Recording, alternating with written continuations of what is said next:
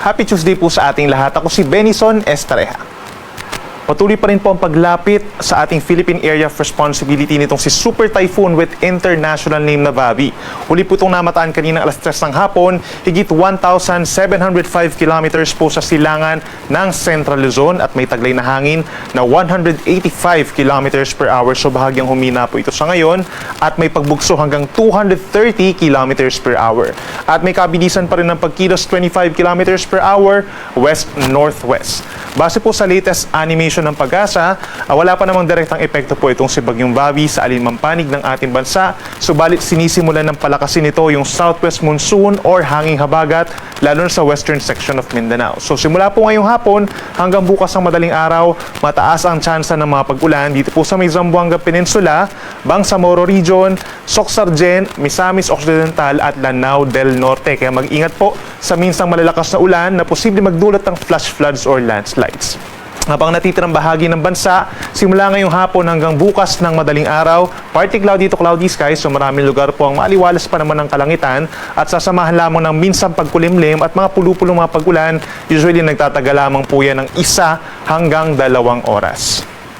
Base naman po sa latest official track po ng Pag-asa, maring pumasok na ng ating PAR itong si Bagyong Bavi bukas ng madaling araw at papangalanan po natin ito na Bagyong Inday o yung magiging pangalawang bagyo for the month of July at pang-siyam naman for 2026. Inaasahang kikilos ang bagyo simula po Wednesday hanggang Friday dito po sa hilagang bahagi ng Philippine Sea, moving west-northwest po hanggang sa maging northwest habang lumalapit dito po sa may pagitan po ng Taiwan and Okinawa, Japan, pagsapit po ng Friday.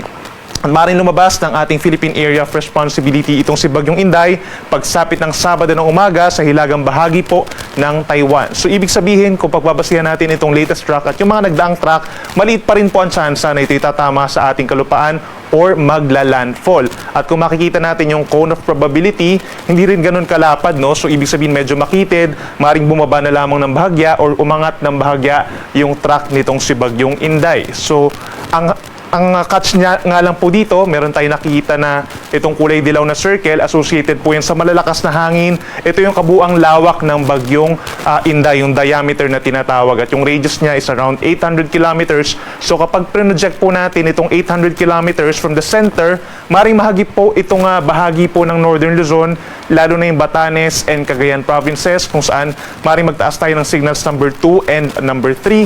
At hindi rin natin nirule out na magtataas din ng wind signal number 1 dito po sa ilang bahagi pa po ng Northern Luzon, and that includes Ilocos Norte, Apayao, Kalinga, down to Isabela, and dun sa may northernmost tip po ng Aurora, possible din tayo magtaas ng babala po sa hangin. At yan ay maaaring maramdaman yung mga pabugso-bugso ng hangin, direktang epekto nitong si Bagyong Inday pagsapit po ng Friday at that point kung saan pinakamalapit ng bagyo from Batanes, that's around 400 to 500 kilometers from its center. At ang natitirang bahagi ng bansa, knowing po na kapag nandito yung bagyo, madalas po talaga kapag ganitong panahon ng Hulyo ay nagpapa-enhance or nagpapaibayo po ito ng southwest monsoon. Kaya taasahan din po na medyo mahangin at maulan po ang panahon sa mga susunod na araw sa natitirang bahagi ng Luzon, Visayas, and Western Mindanao.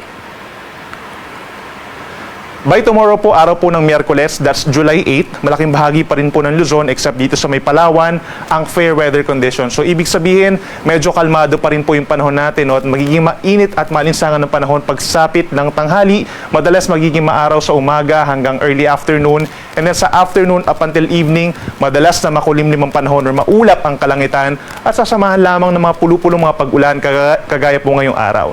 So for Metro Manila, hanggang 33 degrees po ang maximum temperature bukas ng tanghali. Sa may Tuguegarao, kung saan isang sa pinakamalapit po na probinsya dun sa sentro ng Bagyong Inday, hanggang 37 degrees pa po bukas, so pwede pang magpatuyo po ng damit. And other areas kagaya dito sa may Baguio, 18 to 24 degrees Celsius. Sa ating mga kababayan po dito sa Palawan, kumukulimlim na po ng mas madalas, ganyan din sa may Western Visayas and Negros Island region dahil sa unti-unting paglakas ng southwest monsoon, siyang ini-enhance nga po nitong si Bagyong Inday. So by tomorrow, more mga light to moderate rains, mas dumadalas po yan pagsapit po ng hapon hanggang gabi, kaya make sure na meron kayong baon na payong.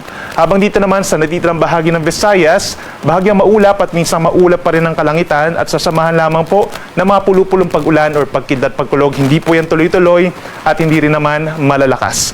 For Metro Cebu, hanggang 32 degrees po bukas, habang sa may Puerto Princesa and Iloilo, hanggang 33 degrees Celsius.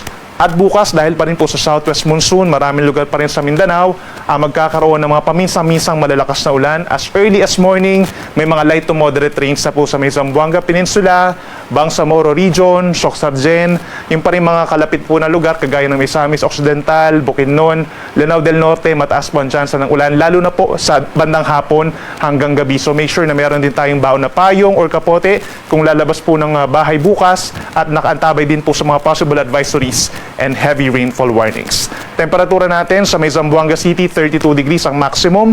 For Davao naman, 33 degrees Celsius.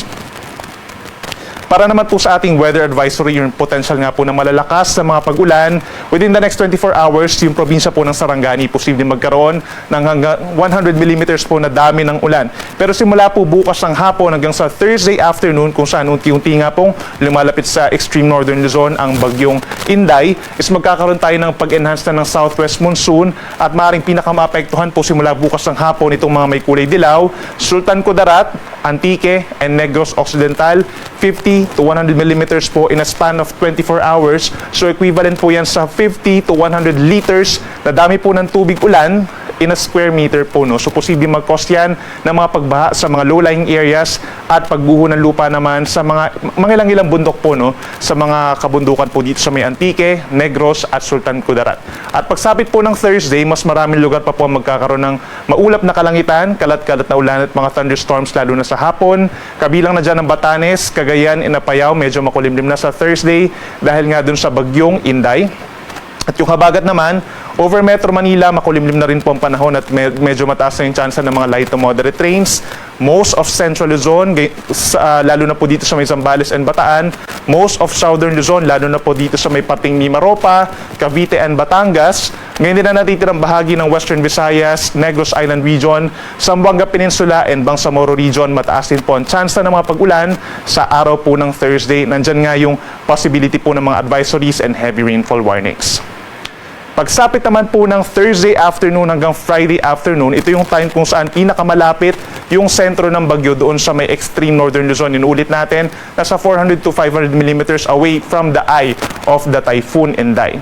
So nakikita natin po na yung pinakamalalakas na ulan, mas concentrated actually dito sa may Occidental Mindoro and Antique dahil dun sa enhanced habagat hanggang 200 millimeters. So try to imagine po, yung 200 liters na dami ng tubig ulan ay babagsak po sa 1 square meter. No? So posible nga mag-cause talaga ng mas matataas po ng mga baha at posible mag-pile up yan dun sa mga low-lying areas at yung mga malapit po sa mga kailugan natin at tumataas din ang chance ng mga pagguho ng lupa, no, sa mga bulubundukin na lugar, lalo na knowing po na medyo mabundok nga dito sa mga probinsya na to, no? So try to coordinate po sa ating mga local government units kung kinakailangan ng rescue or evacuation. Same goes in other areas po na may kulay dilaw. Yan po ay nasa 50 to 100 millimeters na dami ng ulan. Kabilang na po dyan ang lalawigan ng Batanes. Yan po ay direktang epekto ng bagyong Inday.